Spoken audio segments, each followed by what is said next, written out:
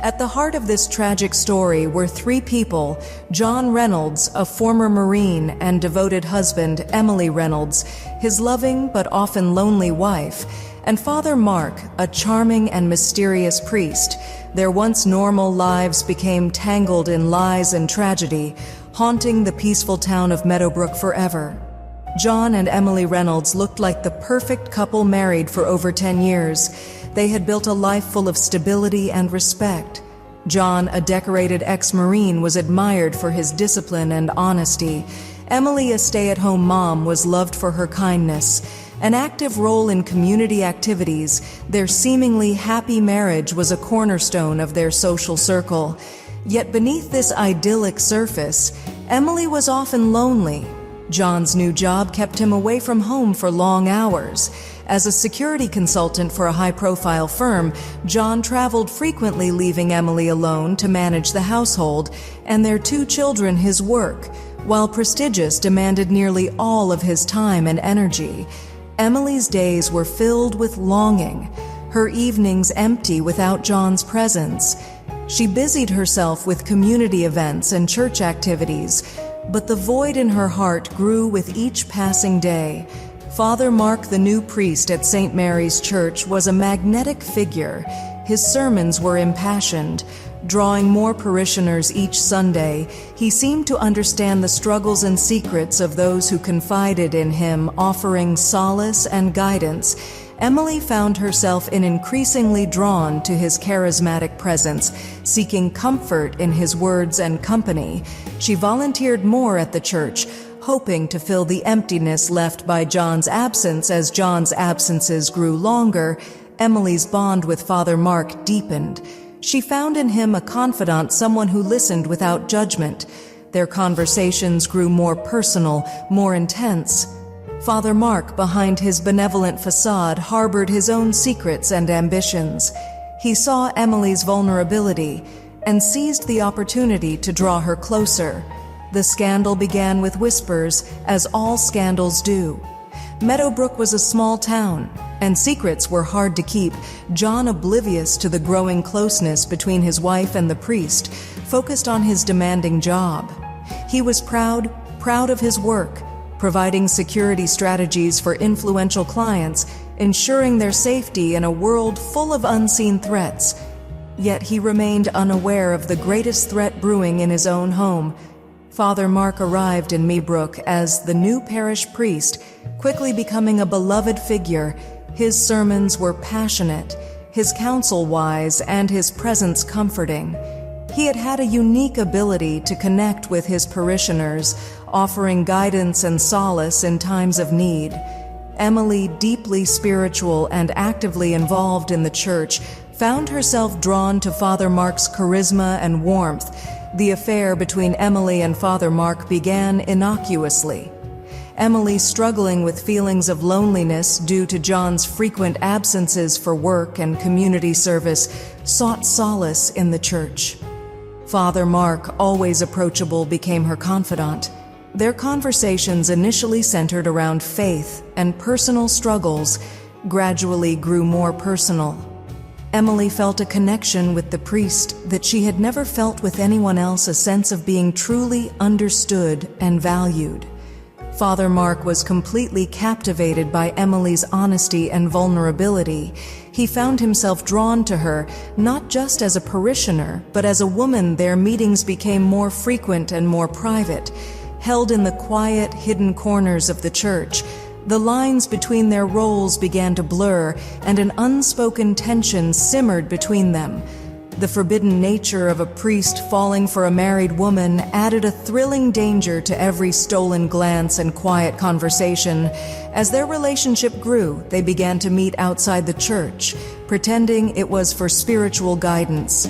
Emily and Father Mark would take long walks in the countryside, their conversations filled with laughter and shared secrets. Their emotional connection quickly turned physical, their hands brushing against each other, lingering touches sparking intense desire. They found themselves in a passionate affair, their bodies pressed together in the shadows, hearts racing with the thrill of forbidden love. Each secret meeting was charged with the excitement of what they were doing, crossing sacred lines and giving in to the powerful pull between them. The weight of their secret was heavy, the knowledge of their affair, a constant reminder of the boundaries they were breaking. Every touch, every whisper, every moment alone was filled with the taboo of their relationship, making their forbidden love even more intoxicating. The affair between Emily and Father Mark grew increasingly intense, consuming their thoughts and actions. They became reckless, meeting in riskier locations, and leaving behind subtle clues that hinted at their indiscretion. Emily's behavior began to change noticeably. She became more distant and evasive with John, her once steady demeanor now marked by restlessness and distraction. Father Mark, too, was affected. His sermons took on a more fervent tone, reflecting the turmoil within him. He struggled with his vows and the guilt of his actions, yet he was unable to sever his connection with Emily. The affair provided a sense of excitement and fulfillment that he had never experienced before. John, initially oblivious to the affair, started noticing the changes in Emily, her late nights at the church, the secretive phone calls, and her sudden coldness towards him all pointed to something amiss. His suspicions grew, and he began to piece together the evidence of Emily's betrayal. His world, once stable and predictable, began to unravel. The community, too, started whispering. Meadowbrook was a small town where everyone knew each other's business, and the subtle changes in Emily and Father Mark did not go unnoticed. Gossip spread like wildfire, and the scandalous nature of their relationship became the subject of hushed conversations and speculative glances. As the affair continued, a darker truth emerged. Father Mark had a history of similar indiscretions. It came to light that Emily was not the only woman he had seduced under the guise of spiritual guidance. Several other women once drawn to his charm and charisma came forward with their own stories of secret meetings and illicit affairs. The revelation of Father Mark's multiple affairs cast a sinister light on his relationship with Emily. The priest, once seen as a pillar of the community, was now viewed with suspicion and contempt. The growing danger and desperation in Father Mark's actions became apparent as he sought to maintain his secrets at any cost. Father Mark was desperate to keep his secrets, so he did something terrible. David, a regular churchgoer, caught Father Mark and Emily kissing in the confessional booth. David threatened to tell everyone unless Father Mark confessed, terrified of ruining his perfect image. Father Mark came up with a dark plan. He tricked David into going to the church's bell tower to talk. It was a dark, quiet night, just right for what Father Mark had in mind. The tower was high and out of the way. As they stood by the edge, David grew more insistent, his voice rising with emotion. David didn't see Father Mark nudging him closer to the edge. In one swift, brutal motion, Father Mark pushed him. David's eyes popped wide open as he lost balance, his arms flailing for something to grab, but there was nothing. He screamed as he fell, the sound cutting through the quiet night. It seemed like forever before he hit the ground. The horrible thud of David's body echoed in the night. Blood spread around him. His body bent in weird ways. Father Mark looked down from the tower, his heart racing. Seeing David dead was horrifying, but also a relief. His secret was safe. He quickly went down the tower and made sure no one saw what happened. Confident he was alone, he dragged David's body to a hidden spot in the church's basement. He hid the body under old church stuff nobody used. His hands shook, but he tried to act normal, pretending nothing happened. Father Mark kept doing masses, calm and collected. People noticed David was missing, but without a body, it stayed a mystery. Father Mark comforted his people, acting concerned while he hid his guilt. Time passed and people stopped asking about David. Father Mark kept up his act, giving hope and advice to everyone, but inside he was always nervous, scared of every unexpected sound or shadow. He knew the big risk he took, but he felt he had no choice. Emily, unaware of the deadly lengths Father Mark had gone to, continued their affair. She noticed a change in him, a darkness that seemed to hang over him, but he dismissed her concerns with a smile. He tried to convince himself that he could move on, that he could bury his guilt along with David. But the weight of his actions bore down on him each day, a struggle to maintain his facade. The police investigation eventually grew. Cold, there were no leads, no suspects, nothing to tie Father Mark to the crime. He began to believe he had gotten away with it. He resumed his life, but the memory of that night never left him. It haunted his dreams and tainted his every waking moment. He thought he had silenced David, but the torment of his conscience was relentless. It was then that the moment Johann had dreaded finally unfolded before his eyes.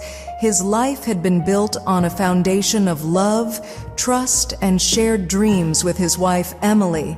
However, recent times had seen a shadow casting over their relationship. As Emily became distant, often lost in her thoughts and frequently away from home, overcome with suspicion, John resolved to uncover the truth by following Emily one overcast afternoon. His pursuit led him to St. Mary's Church, where he saw her entering the sanctuary quietly. He slipped inside and hid behind the altar, his heart pounding with anticipation from his concealed vantage point. John observed Emily and Father Mark. She seemed different, lively, her face radiating a happiness that John hadn't seen in many months. Father Mark, known for his charismatic and caring nature, stood closer to her than seemed appropriate, touching her arm in a way that ignited a fiery anger in JN. This sight confirmed his gravest fears, an affair between his wife and the priest they both trusted, engulfed by a mix of fury and heartbreak. John could hold back. He burst from his hiding spot behind the altar, startling both Emily and Father Mark. Emily's face turned pale, while Father Mark, usually so composed, appeared briefly unsettled. The confrontation that followed was fierce and charged with emotion. John's voice, heavy with betrayal, echoed through the church as he accused them, each word heavy with the pain of betray.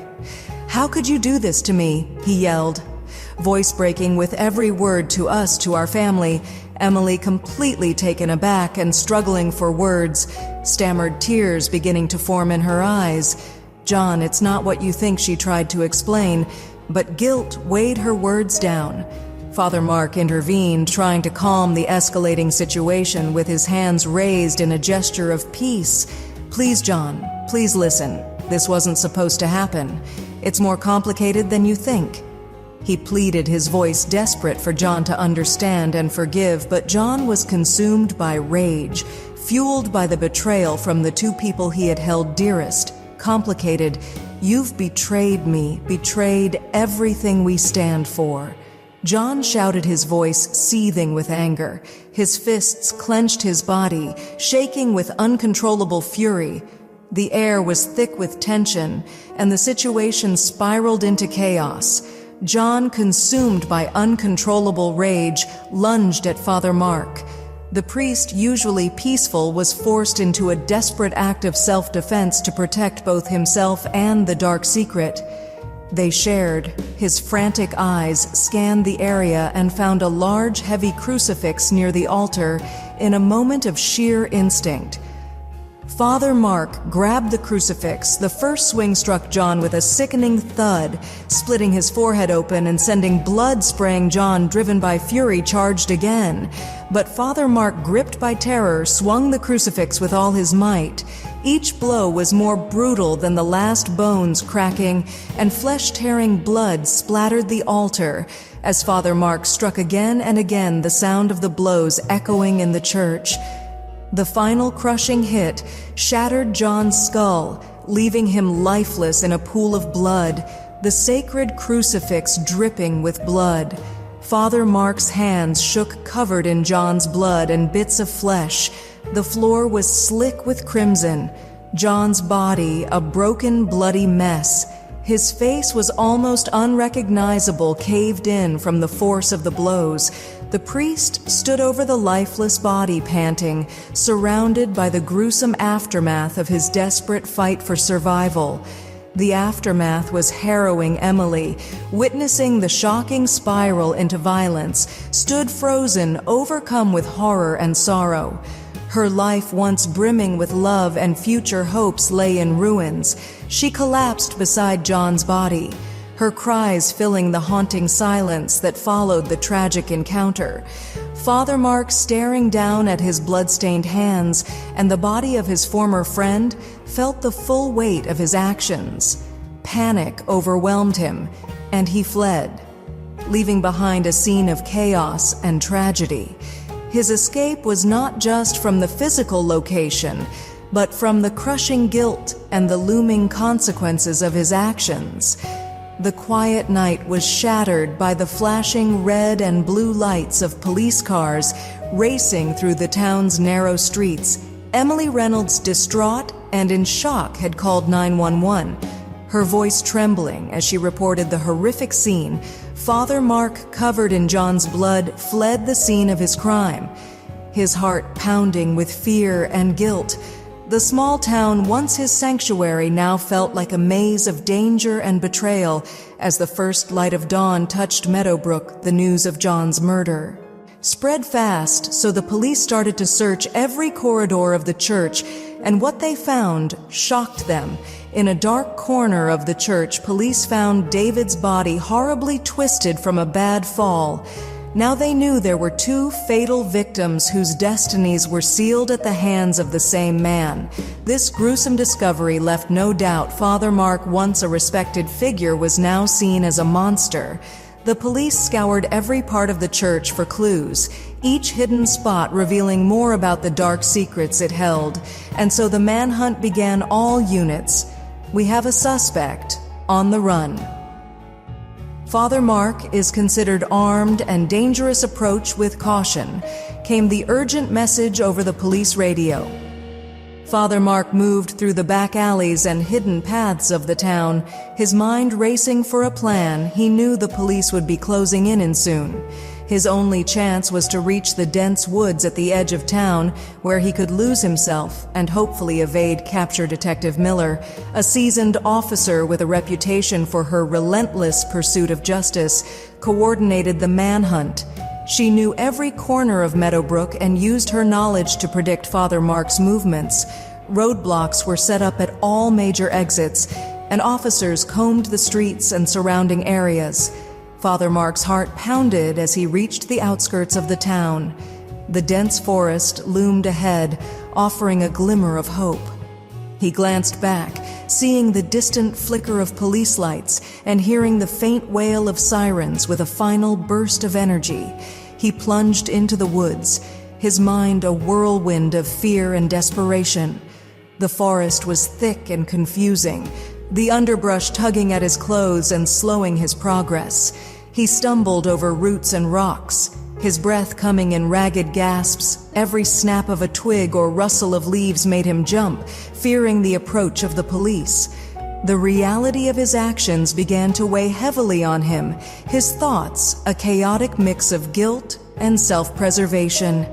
Detective Miller was not far behind. She led a team of officers into the forest, their flashlights cutting through the early morning fog. The scent of pine and damp earth filled the air, mingling with the tension of the chase. The forest, usually a place of peace, now felt like a trap closing in on Father Mark. Spread out. He can't have gone far. Miller ordered, her voice steady and determined. She knew they were close. The broken branches and disturbed foliage provided a clear trail. The dogs, trained for tracking, barked and pulled at their leashes, eager to catch their quarry. Father Mark's strength waned as he pushed deeper into the forest. His mind raced with thoughts of escape, regret, and the terrible crime he had committed. He couldn't help but think of Emily, the woman who had unknowingly set these tragic events in motion. The weight of his sins felt unbearable, and he began to consider a final, desperate act to escape justice. Suddenly, the barking of police dogs pierced the air. Panic surged through Father Mark as he realized his time was running out. He broke into a desperate sprint, but exhaustion and fear clouded his judgment. He stumbled into a clearing where he was met with the blinding beams of police flashlights. "Freeze! Put your hands where we can see them." Detective Miller's voice rang out firm and authoritative. Father Mark, panting and defeated, raised his blood-stained hands. He fell to his knees, the weight of his actions crushing him. The officers quickly surrounded him, securing him in handcuffs as they led him away. He felt the cold metal bite into his wrists, a physical manifestation of his guilt in a moment of sheer despair. Father Mark made a desperate attempt to take his own life. As the officers were distracted, he lunged towards a jagged rock, trying to end his torment. However, the officers were quick to react, pulling him back and restraining him more tightly. His failed suicide attempt only added to his misery. As the sun fully rose over Meadowbrook, the once serene town now stood witness to the dramatic capture of its fallen priest. Father Mark was led away, his fate sealed by his own dark deeds. The manhunt had ended, but the scars left on the community would linger for years to come. Father Mark was taken into custody, his mind a blur of regret and despair. The trial was swift. The evidence overwhelming. He was sentenced to life in prison without the possibility of parole. As he sat in his cell, the reality of his situation sank in. The iron bars and concrete walls were a constant reminder of his sins and the life he had destroyed in prison. Father Mark faced the torment of his conscience daily. His attempts to seek redemption were met with the cold reality of his actions, the whispers of the other inmates. The isolation and the knowledge of the pain he had caused weighed heavily on him. He had tried to escape justice, but now he would spend the rest of his life facing it. Head on. The community of Meadowbrook slowly began to heal, but the memory of Father Mark's betrayal and the tragic events that followed remained etched. In their minds, the church, once a place of solace, now stood as a reminder of the darkness that had briefly consumed their town. And so Father Mark served his life sentence, haunted by the ghosts of his past. His failed escape attempt, a constant reminder of his inescapable guilt. Could John have ever imagined the depths of betrayal that awaited him? Was Emily's search for solace destined to end in tragedy? And what of Father Mark, whose dark secrets and desperate actions tore a community apart? How will Meadowbrook heal from such profound devastation? Thank you for joining us in uncovering this harrowing tale. Click here for another true crime story.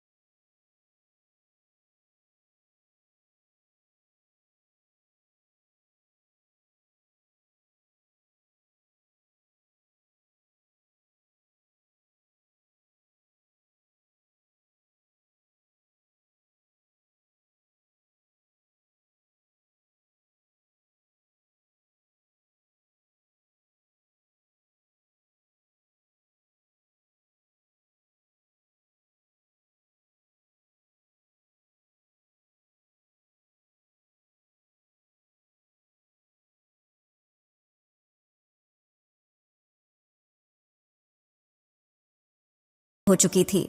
तकदीर एक ही शख्स के हाथों मेहरबंद हो चुकी थी।